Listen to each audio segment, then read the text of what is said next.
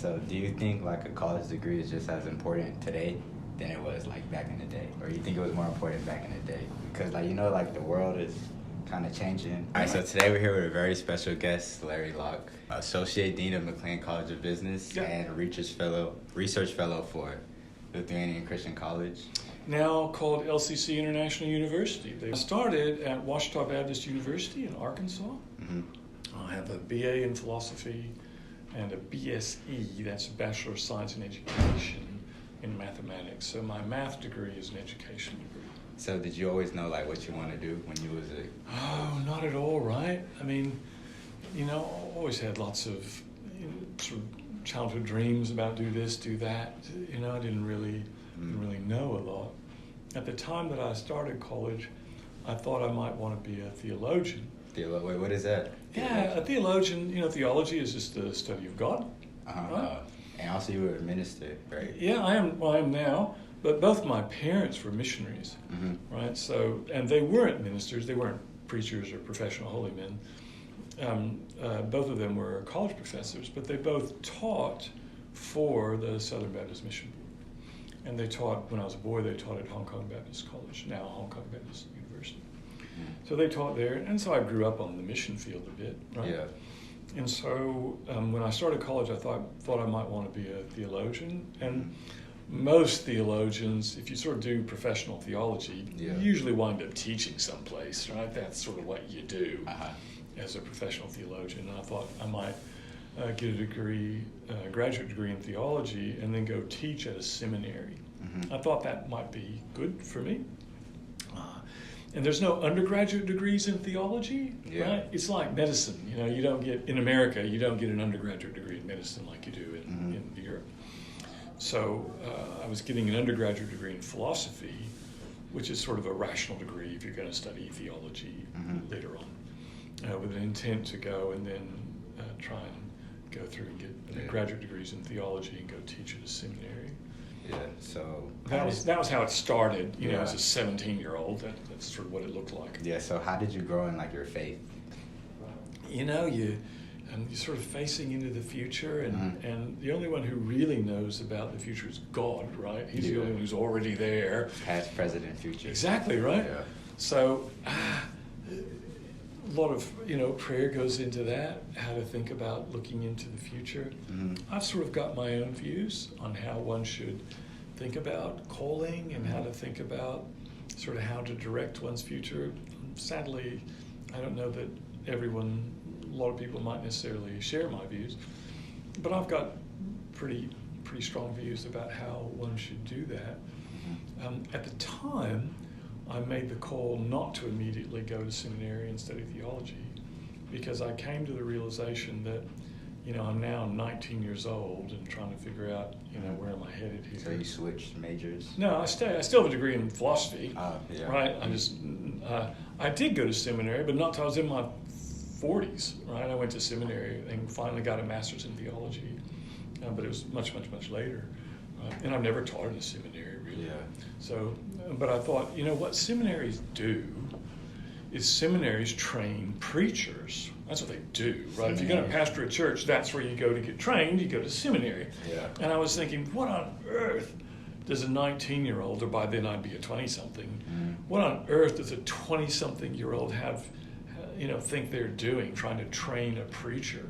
I don't know nothing. Yeah. What am I going to train a preacher how to run a church? I don't know how to do that. Yeah. So I thought, I will be useless in a seminary setting. And at that time, I met this woman. I was very much in love with this woman and wanted to figure out how I was going to, provide for a family and all those kinds of things. And that's part of where the math degree came in. The math. So how many degrees do you have in math? Undergraduate, I have two. Two? One in philosophy and one in math education. Yeah. Because I thought if I can't find anything else I want to do, I could always be a math teacher. They're always looking for those, right? So if I don't find anything else, I could be a math teacher. So I went through, in some of the time I had left. I'd actually dropped out of college. Oh, you did? Yeah, I dropped out of college for about 9 months. I was doing some consulting work for some banks. So after college, what did you get into? Yeah, so that's the transition there, right? Yeah. I dropped out of college, was doing some consulting work for some banks in Little Rock. And they said, hey, when you finish, come back and work with us. And I thought, I've never really thought about that before, right? Working for a bank. But I understand the math, and now I've been inside inside the banks, and I knew all the players. I thought, this could be a good deal. Yeah. And so in the final semester that I lacked, actually didn't lack a semester. What happened was there was a final general education class that was required to graduate at the time. It was a 2-hour class called decision making, right? It was sort of the university's last chance to make sure you understood how to adult before you left the university. So there's this 2-hour class that's required for you to graduate. And I just didn't take it. I didn't sign up for it. And so they couldn't graduate me. Right? Well, I didn't want them to. Oh, right? you didn't? No, I didn't want to graduate. Why?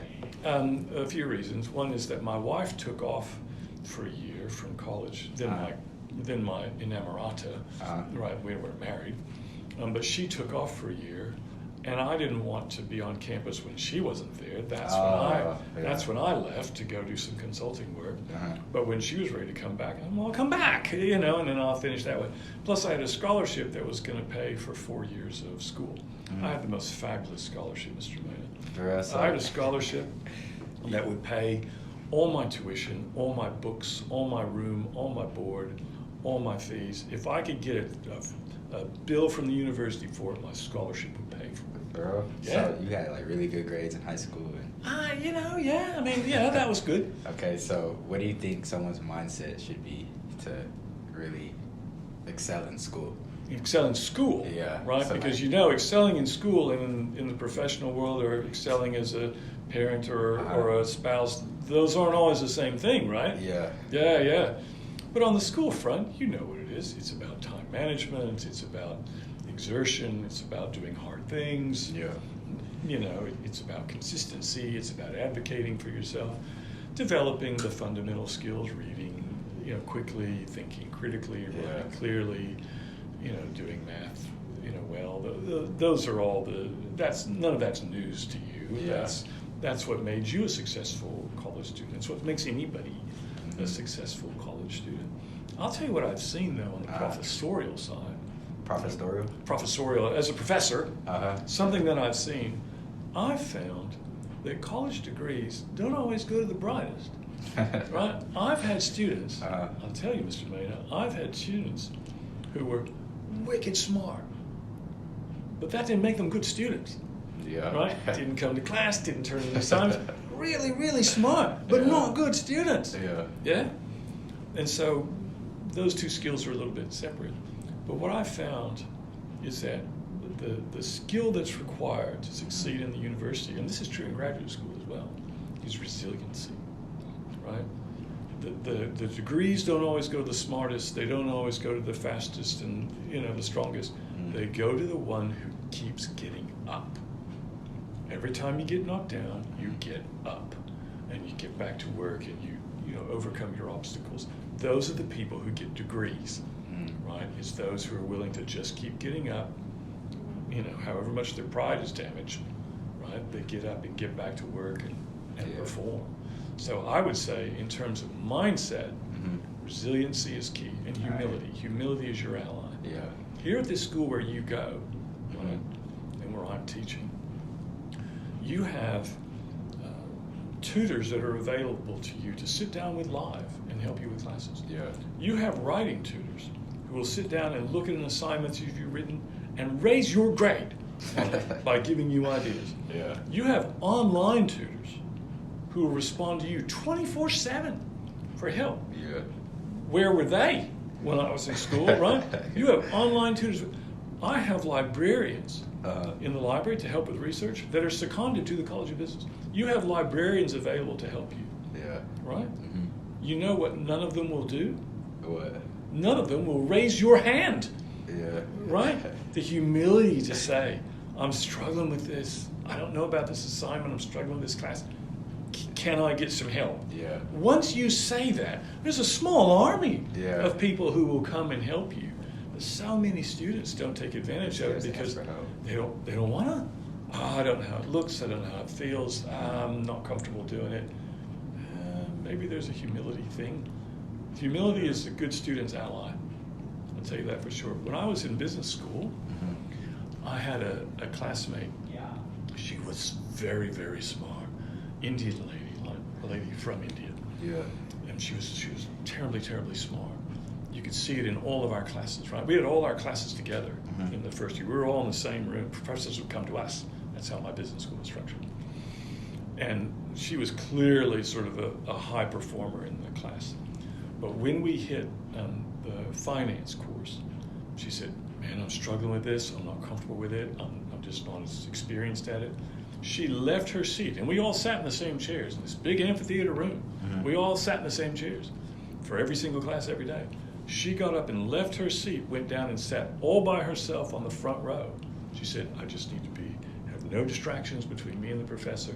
That was sort of her act of humility, to say, I might be a smart person and a good student, but I'm not good at this. I need help.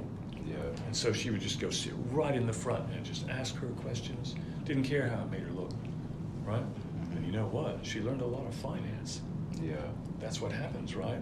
When you get rid of your pride. So in terms of mindset, resilience, humility, I think that's a winning combination for a student. So do you think like a college degree is just as important today than it was like back in the day? Or you think it was more important back in the day? Because like, you know, like the world is kind of changing with like AI. Right. Yeah, so like, you think it's more important to learn a skill now or? Yeah. You know, I've always thought that a college degree should give you two things. It should give you a bucket of skills, things that you know how to do now that you didn't know how to do before. Yeah. And it should give you a credential, right? Some university somewhere said, that JP Maynard, he's a smart guy, you should hire him. Yeah. Right? It should give you both of those. And which one is becoming less valuable, do you think, as a result of what's happening in the world? Like the credential? You think the credential is becoming less valuable? Yeah. Yeah. Why is that? Because, I mean, if you got the skill, then you wouldn't really, like if I was hiring somebody, I'm gonna look at like what can you do instead of like what, like, you feel me? Yep. No, I feel that. Yeah, and I think that's true. That's true you're a business guy. Yeah. You're an entrepreneur. And that's true particularly in your field, right? Particularly as an entrepreneur, you've already hired yourself. What do you need a credential for, right? Yeah. What if you were a nurse? Oh yeah, you need the credential.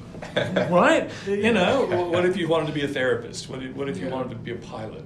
No, I want a credential, Yeah. you know, for that hire, right? Yeah. So I would say that the answer to your question depends on the field. The field? Yeah, as to which one is, you know, whether the degree is worth what it used to be. Yeah. Okay, so I remember we was talking about how you worked at the Fidelity. Yeah. And then you transferred to go do minister. Yeah. So like, how was that process like? Oh my gosh, brother. Yeah, that was a time. So, I'm a lawyer, internal lawyer at Fidelity Investments. I've got, you know how in-house counsel work. There were 3 or 4 departments in the company that were sort of my clients. Those are the ones I'm supposed to watch out for. Yeah. And they had particular issues that always came up, and I would sort of deal with those. And then, you know, this lawyer over there, he's responsible for those departments and their issues. And that's how sort of in-house counsel tends to work. And then you've got some in-house counsel that sort of, they have sort of wider ranging responsibility across all the different departments, but for a particular set of issues, right? Like you might have a human resources lawyer who represents a lot of departments, but only on HR issues, you know, things like that. And so I was one of the former kind. I'm a securities lawyer, finance lawyer. Securities, yeah, federal securities law, right? And Fidelity is a securities firm, right? So I had particular responsibility for some departments within different Fidelity companies. It's a big conglomerate, right? Like most large companies, it's a big conglomerate made up of lots of little corporate entities. And I had responsibility for a couple of those and departments and things like that. And those tended to have a range of issues. And I was very happy where I was, very happy. I just got a new boss, loved my boss, the old boss was fine too. Loved my new boss, I had a team who worked for me. Thought they were all amazing, loved my clients, was just really happy. And that hadn't always been true in my practice. You know, I'd practiced for about 13 years by the time this happened. And there were times when I thought my practice was really miserable, and oh my gosh. You didn't like it? Yeah, well, difficult clients that I'm really struggling with, or issues that I'm just not as comfortable with, or different things, just like you. There are some classes you love and some that, I can pass on that if you let me. Go for it. Right? So I had some periods in my practice. I thought, boy, this is a slog. But then I was at a moment when I was just really content with all my practice. Well paid. Fidelity paid its in-house counsel very well. My wife had built this. We had been moved from Dallas area up to Boston, where the mothership is. So I got moved back there. My wife had built this nice house for us out in the suburbs. And my kids were in a little Christian school, and it was brilliant.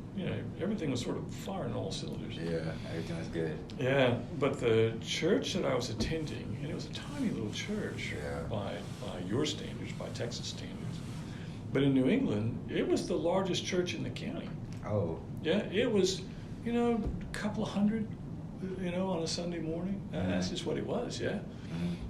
Which here would be a very small church, right there. How many churches are there in Bell County that are more than 200? At least half a dozen, right? Yeah. I mean, that would be a small church here.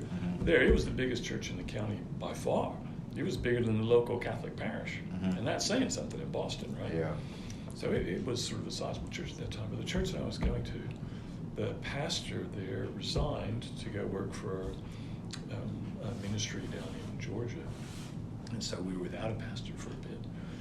And we had some associate pastors who would preach some, and they asked me if I would preach some as well. So we started rotating, and that I would preach once a month, and then the youth minister would preach once a month, and the music minister would preach once a month. So you get it, we sort of did that.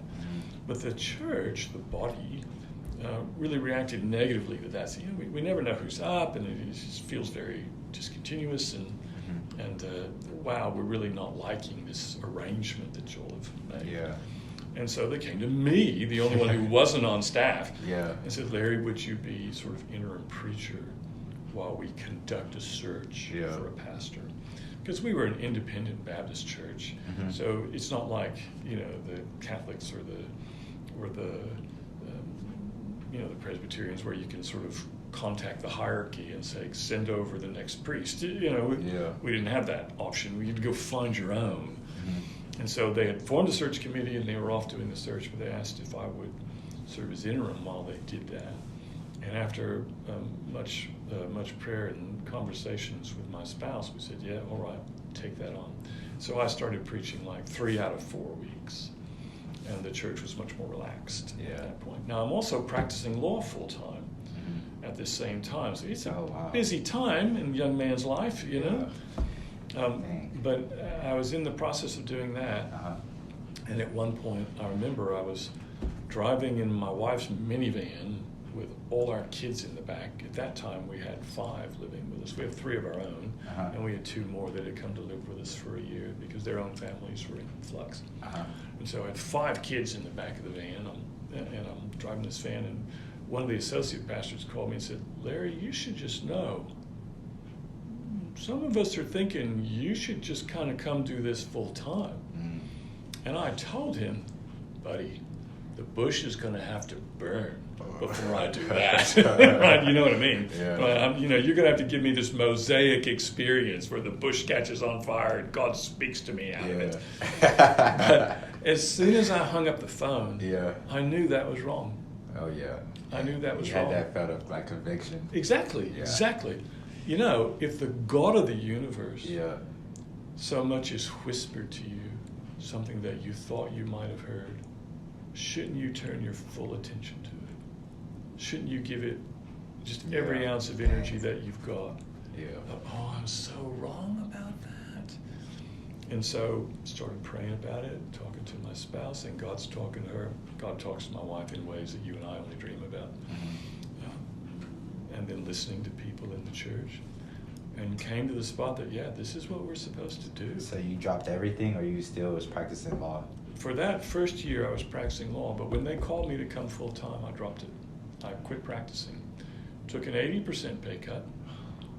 sold our house, built another house over in another town. But it turns out, I've told you this, the lawyer house and the pastor house are completely different houses, right? You didn't know it, but they are. They're in different towns and everything, right? Yeah. So we built it, and we were fine. We, God took good care of us. All was well. We never suffered particularly, but yeah, it was a big move, right? Yeah. It's just sort of told Fidelity I was resigning and went to pastor a church full time. Yeah, you have strong faith. So I hope that was it. Strong faith? Yeah, I hope that was it. Wait, what do you think it was? Good question. I think strong guidance from God, right? Mm-hmm. The opposite of faith is not unbelief, right? The opposite of faith is sight. Sight? Sight. Yeah, you don't have to believe in what you see. Yeah.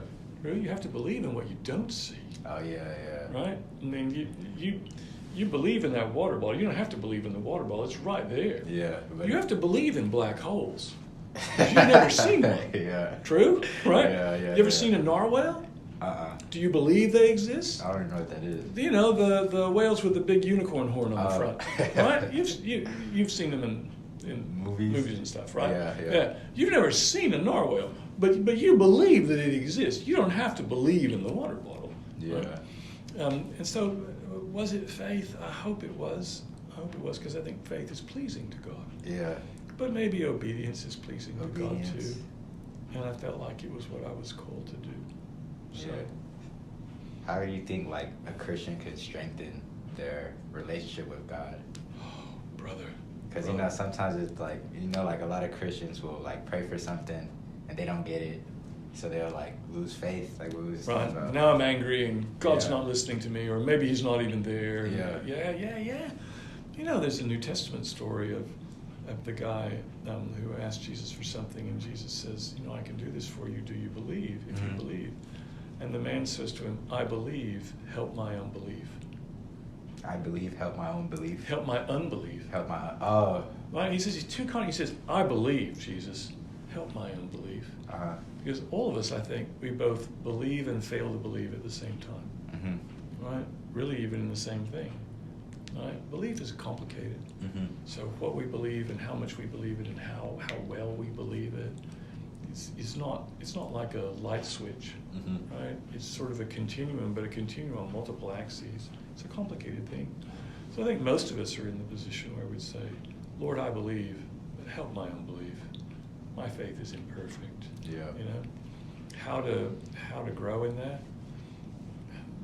Man, to sort of bring yourself into the presence of God over and over and over. Prayer and reading your Bible. Yeah, or talking to a good brother.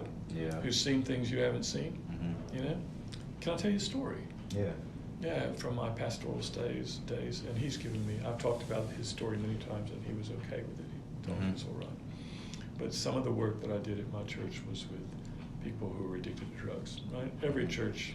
I don't know every church. Yeah. Statistically, there's a lot of drug addicts in America. True. Yeah. And what do you know? They, a lot of them go to church, and I had a handful of them in my church, just like you probably find in any church in America.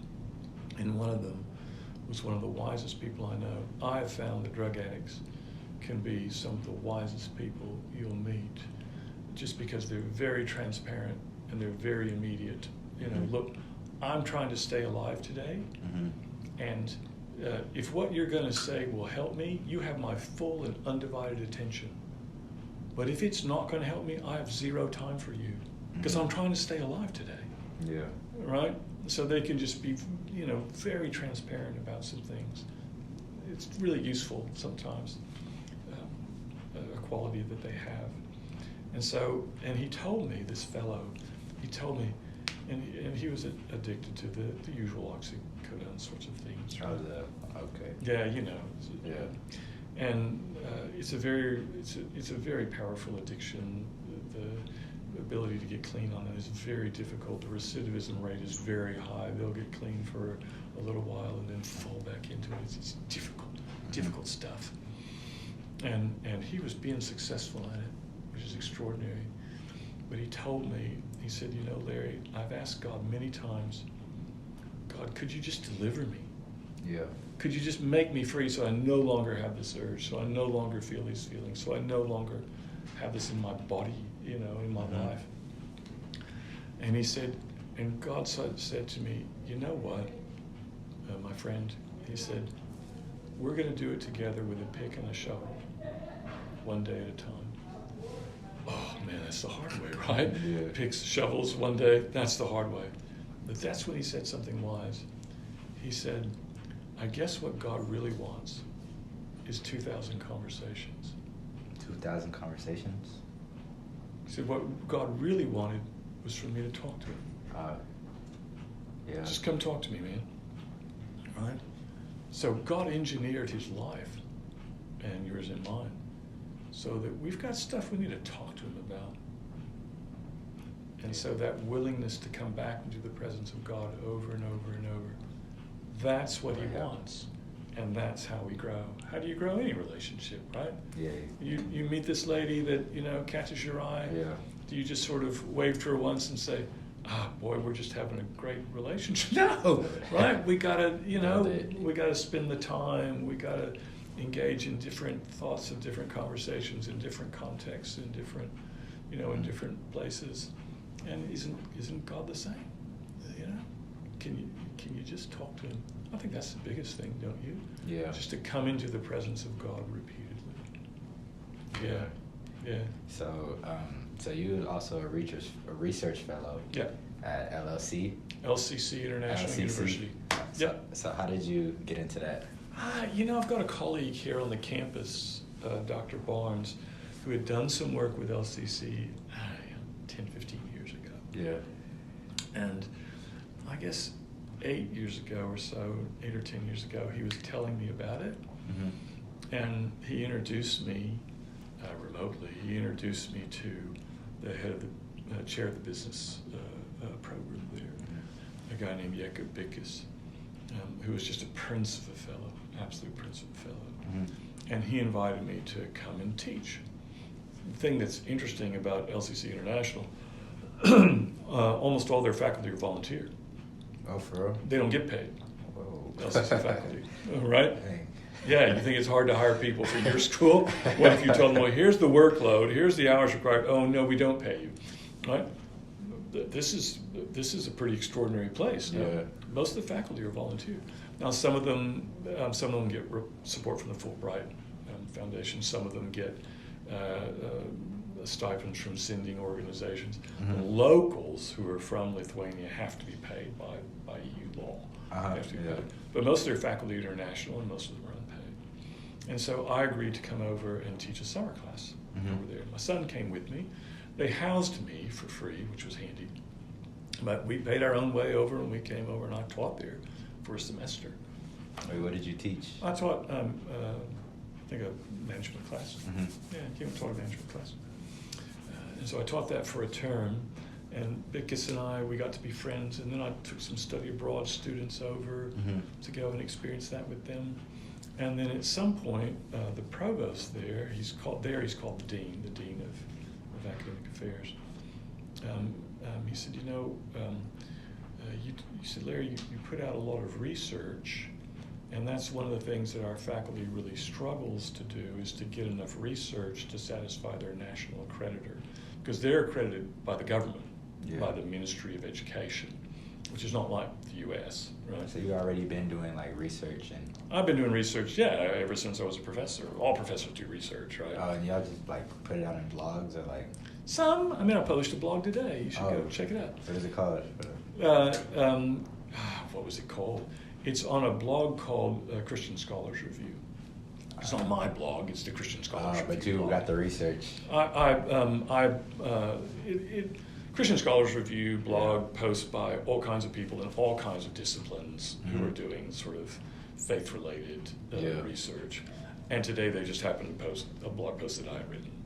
That's my connection to it. I contribute to them pretty regularly, but if you just Google, you know, Christian Scholars Review blog and Larry Locke, you'll get a handful of posts that I've made. Anyway, yes, we publish a blog, but more importantly, we publish in these things called peer-reviewed journals, right?